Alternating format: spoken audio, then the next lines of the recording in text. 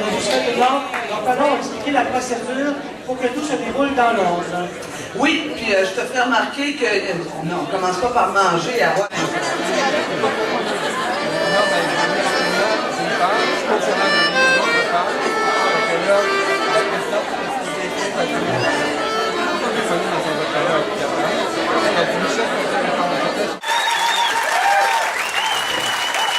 Je refuse que vos applaudissements ne s'adressent qu'à moi.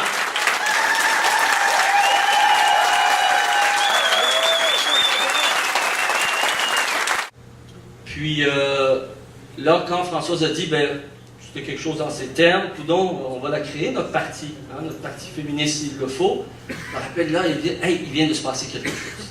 Que vous le voyez ou non, comme étant contre le système actuel. Pas juste pour sa réforme, mais contre quelques-uns de ses fondements, basés sur l'exploitation de l'homme, de la femme, bien sûr, de la nature, basés sur la croissance sans limite.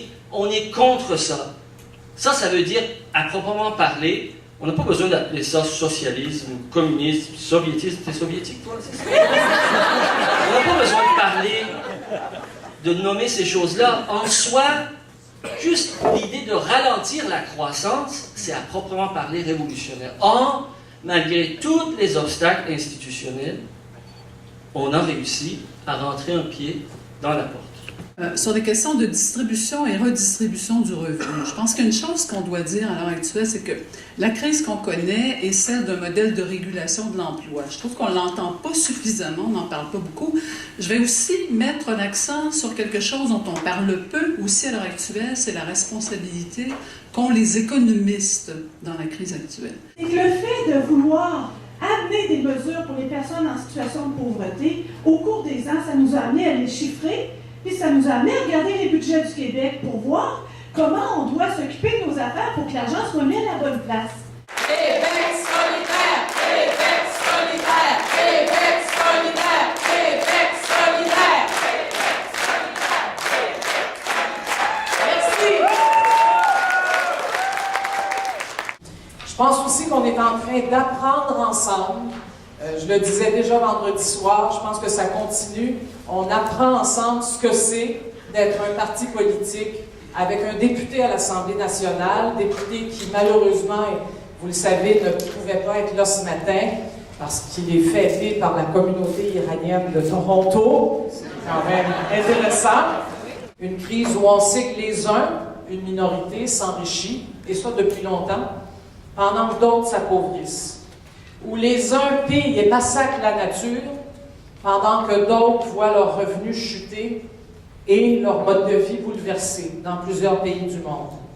Une crise où les uns ont des armes et où les autres subissent, particulièrement femmes, enfants, vieillards, qui meurent devant des armes trop puissantes. Nos concitoyennes, nos concitoyens savent ça. Ils le savent très bien. Et ils soupçonnent, on l'entend tous les jours, qu'on leur a menti, en fait, depuis bien des années, en leur disant « notre système économique, notre système politique, il est formidable, c'est la prospérité pour tous ».